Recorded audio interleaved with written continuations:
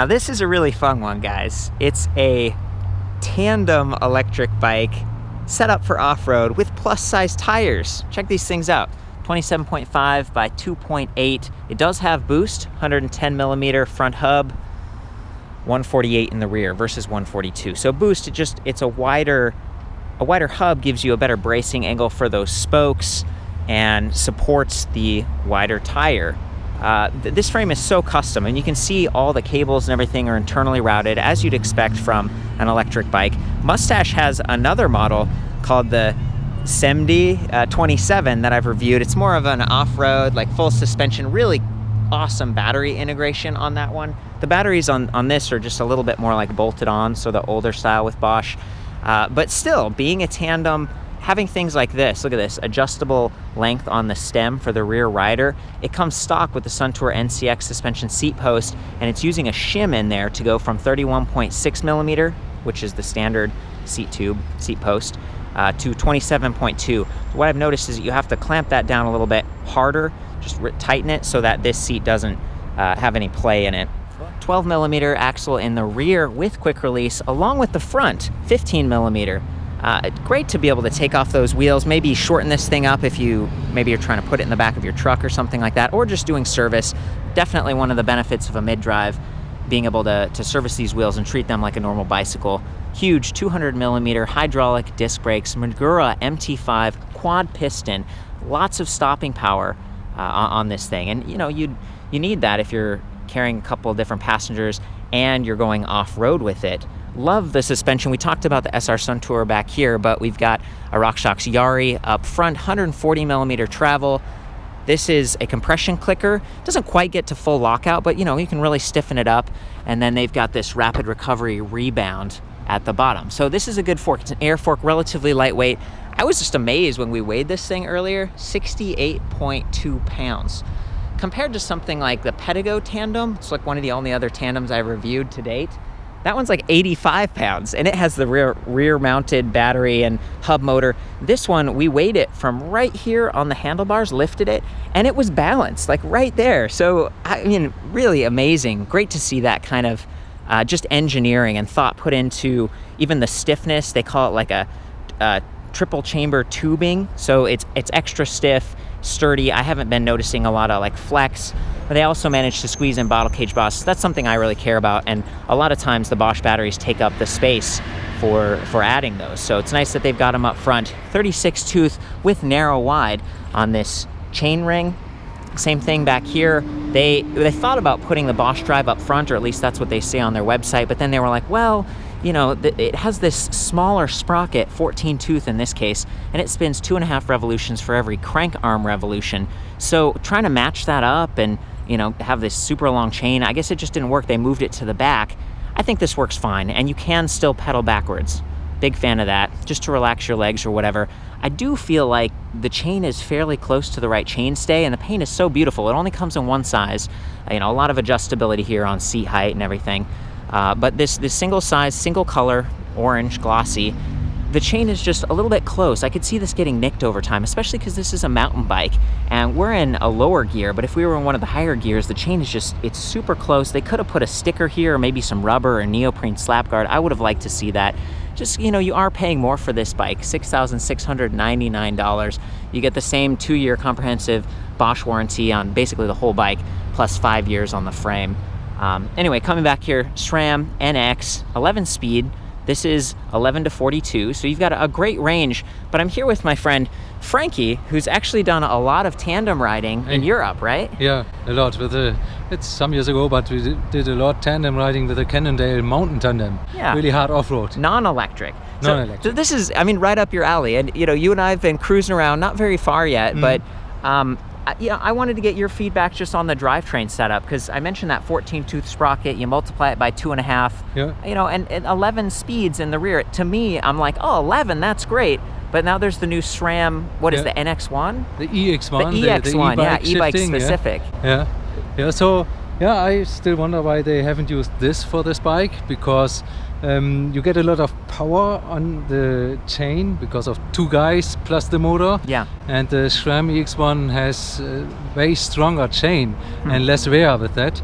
And Yeah, but this, however, it's still really nice for climbing. Yeah. And on the road, you don't need the motor because two guys pedaling. Yeah. We haven't even used it. We just cruised around. You get pretty fast with a tandem on the road. You are way faster than a road biker, even with a mountain tandem. And shorter stopping distance. I thought that was interesting. So, you know, Frankie was telling me like, you stop shorter. And I was like, what do you mean? There's more weight. And I'm thinking like the 200 millimeter hydraulic disc brakes. And you said, well, Court, if you hit the front brake, which is where a lot of the braking power that's exerted, and sometimes the bike dives, again, depending on your suspension setup, if you really hit that front brake hard on a traditional one-person mountain bike, you could flip over the handlebars. Of course. But on a tandem, you can't. That's not going to happen, right? So you could just like you can do a ball slide brake with the front wheel. It works. That's awesome. So, you know, from a safety, from a performance standpoint, from a balance standpoint, I really like this bike. But you were saying, Court, you know, I feel like maybe they should have had a 16-tooth. Yeah, 16 in the front because Bosch. you are really fast with this one. Yeah. Top speed assisted on this is 20 miles per hour. It's a class 1, just like all the other Bosch e-bikes that I've reviewed. This is the CX motor, so it's high torque, up to 75 Newton meters. It's rated at 250 watts nominal, but you know, upwards of 500 peak. It's a very capable drive system. You do notice it a little bit more probably when climbing, and if you're in one of those lower gears and you're spinning, you kind of get that ring sound. And then that reminds me of something else you were saying. So right now, the cranks are synced up completely, and I love that they have this eccentric bottom bracket here. See how there's that bigger silver thing? You kind of rotate that to tighten the chain, so versus like a horizontal dropout.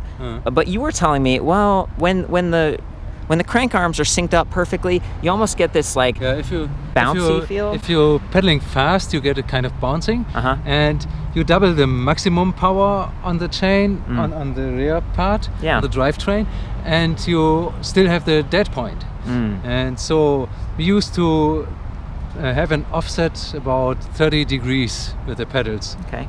So like instead of straight down right now, this would be offset a little bit. So like, that way the sine waves of your power, they'd overlap instead of syncing up. Right. So like if you have the pedal like this and the captain stops with one foot here and one on the ground, this should be pretty much straight like this. Okay. So the stoker should never take the feet off the pedals. Sweet. Stoker and the captain. I love the terminology. And just, you know, as someone who's ridden probably at a higher level and thought about some of this is probably something your shop can help you out with. We're at Motostrano. Actually, that's just down the street, Redwood City, California. And you're from Germany. You have more experience with these bikes. And I love getting your perspective, Frankie. I really appreciate that. Coming back to just the bike as a whole, I wanted to call out these locking semi-ergonomic grips. They feel pretty comfortable. The Captain only has braking, but these are the MT5 levers. I met with the guys from Magura, and they kind of gave me their marketing spiel the other day, and it was like, you know, the piston goes straight down instead of being like in and out, and apparently that gives you more kind of control. This is adjustable reach, so if you're someone who has longer or shorter, you know, fingers, you can bring it in, put it out. This is a tapered head tube. Do you have anything to say about that? You know, tapered, like maybe a little stronger? It's probably stronger. On all the mountain bikes that are used for downhill or that are heavily used, we have this. They all have this. Where some of this is like informational if you're new to the space. I'm just trying to be thorough. These are the Recon from Maxxis. Talked about the 27.5 by 2.8.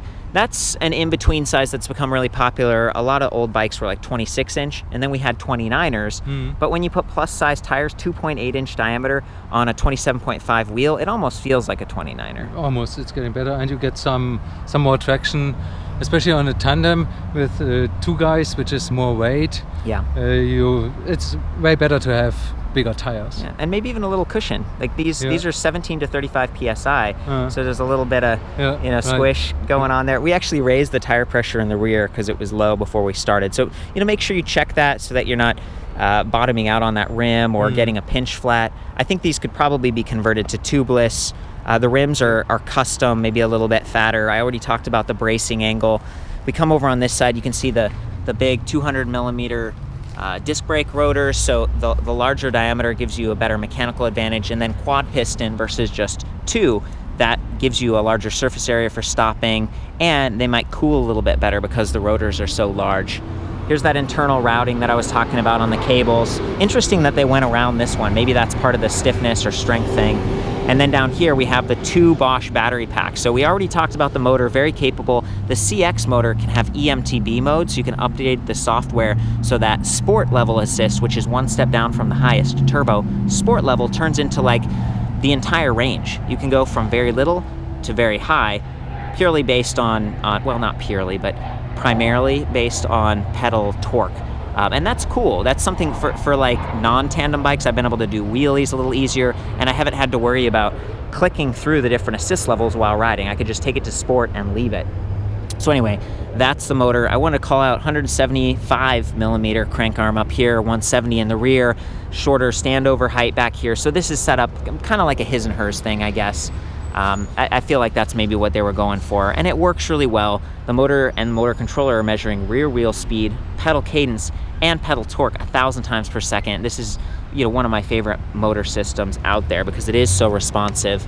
Looks like it has some plastic covering here. In addition to the standard plastic cover that Bosch has, it has another, maybe like a bash guard kind of thing, a skid plate on the bottom. So these battery packs, this is the new Powerpack 500. It's looks like 25% higher than the 400. And it's interesting to see 2 of them like this. So this is really going to extend your range. And I guess the idea is like maybe you're carrying more weight, and you know, especially on a mountain biking setup, it's nice to have that kind of support. I don't think you have to have both of these on. The controller, it sort of balances out both batteries. And I was noticing up here, I'm on the battery menu, and one of our batteries is full right now and the other one is not. So it's pretty smart. It tries to balance out these 2 batteries so that you don't just go through one battery again and again and again and cycle it the whole time.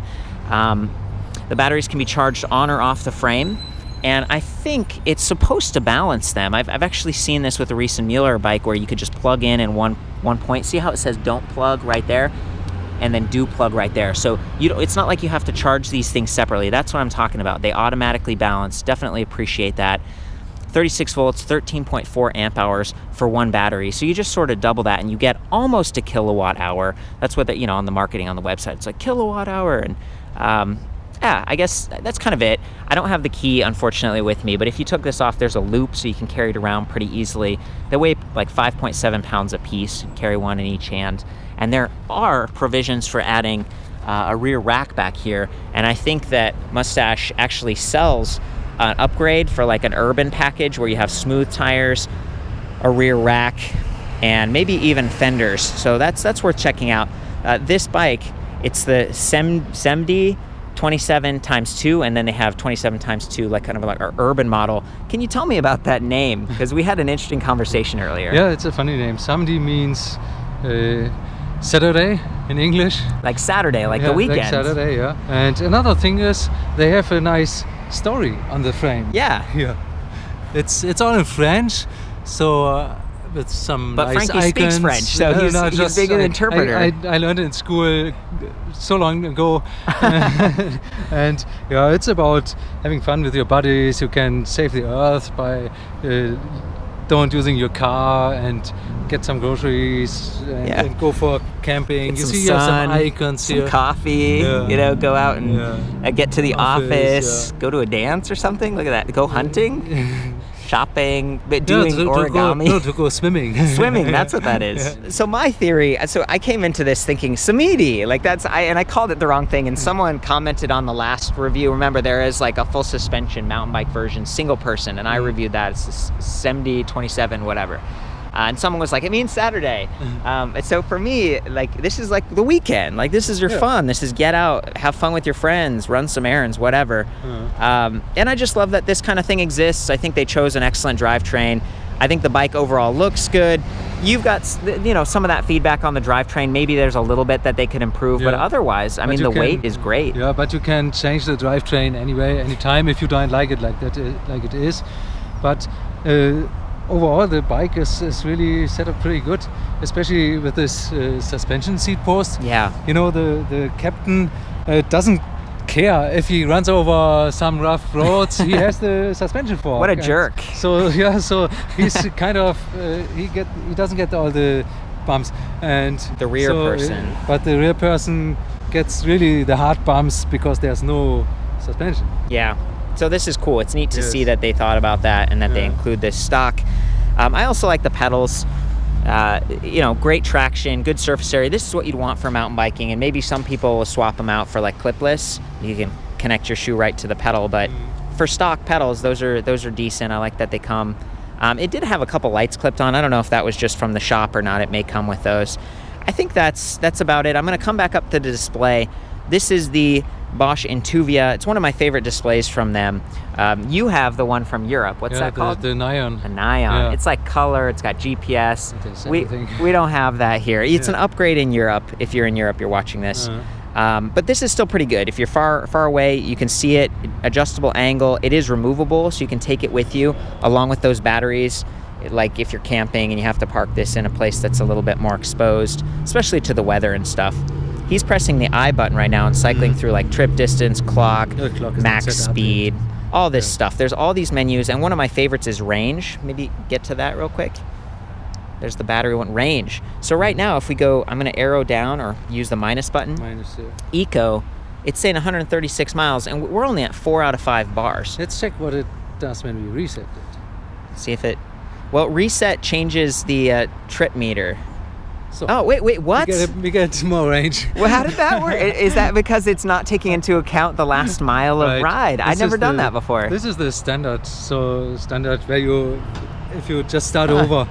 Okay, so it like kind of resets it. Now it's Yeah. only thinking about how much battery and what level of assist, whereas before it was looking at the last mile of range. So it's a very smart display. I wish that it had battery percentage and not just like 5 ticks. The Neon has it, yeah. Yeah, the Neon has it, of course. But right? however, with the tandem you get a really huge range anyway, because in the flat area you don't need assistance as you are pretty fast.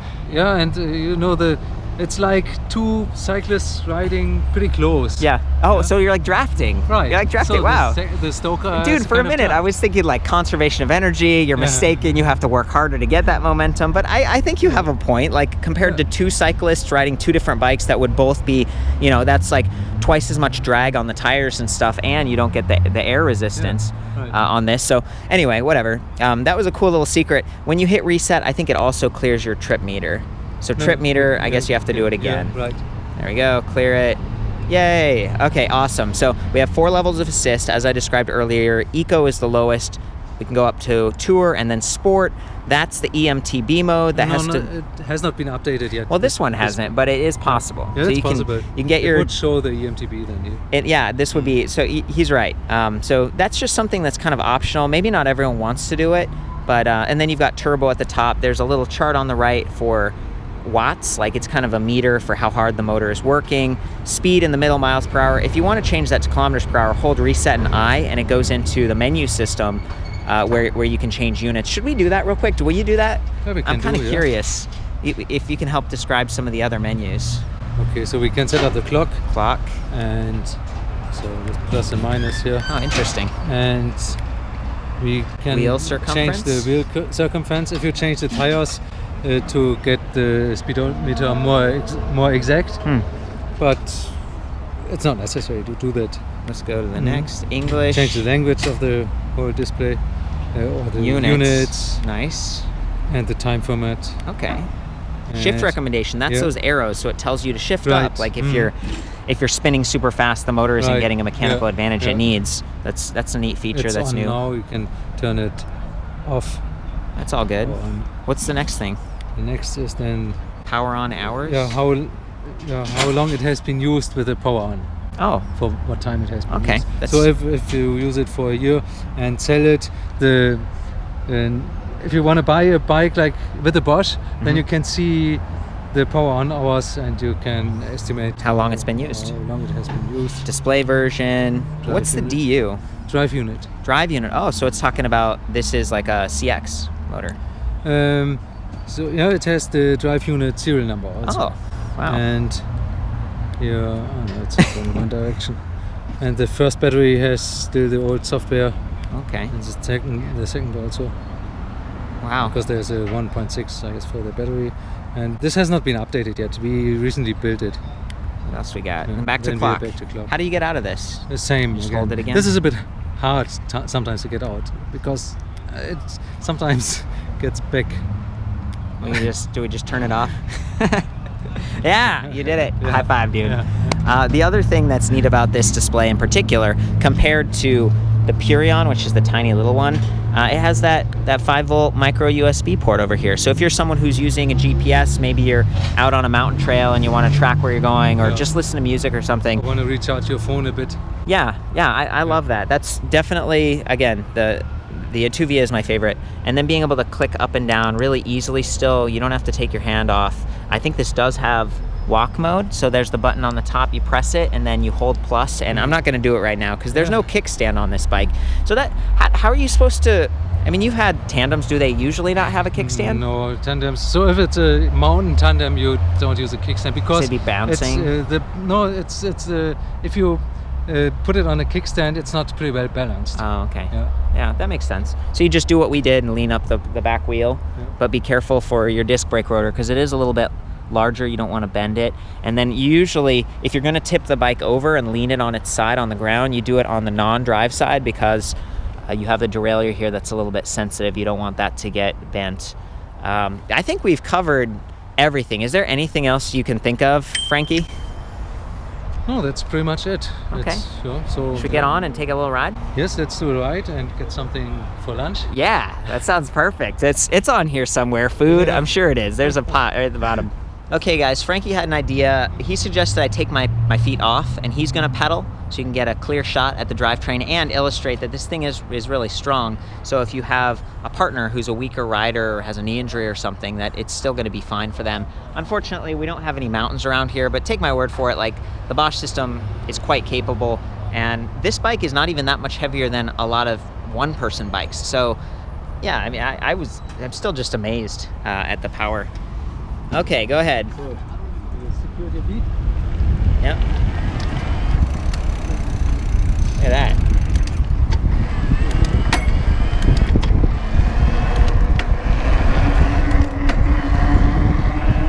This thing does have shift recommendation as well as shift detection, so it can sense when you are shifting gears and it sort of eases off a little bit, or it actually has these little gaps so that you're not going to be grinding the gears and putting as much pressure on the drivetrain. That's pretty unique to Bosch. Here's the display up there. Okay.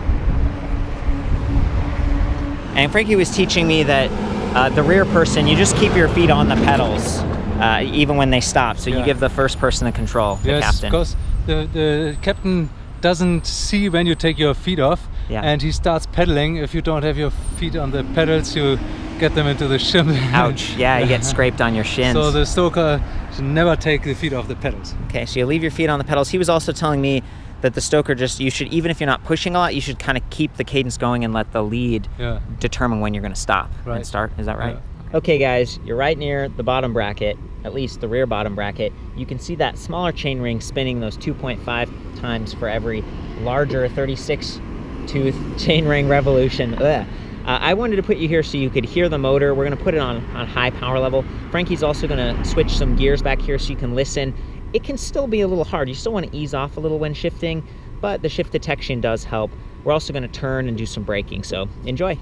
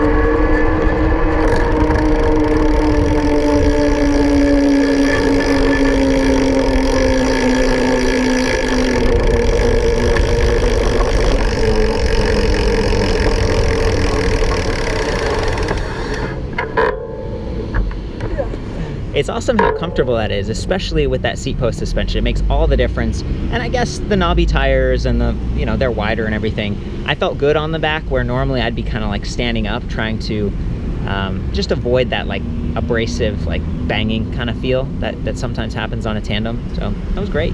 Just remember to bring your lock for this thing. Sweet. Look at our little friend. Hello. Oh yeah. Oh yeah. Oh.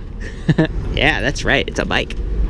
Yeah, wish we could do a extended mountain bike tour with that thing. That would be cool. That would be really fun. Maybe next time. Yeah. We need a bike rack. How do you get this on your car? Like, how do you move one of these things? Usually on the roof. Oh, really? Or with a pickup truck, it's maybe easier. Do people take the wheels off if they put it on the roof, or no? So I had a rack for the roof that has a moving arm like this.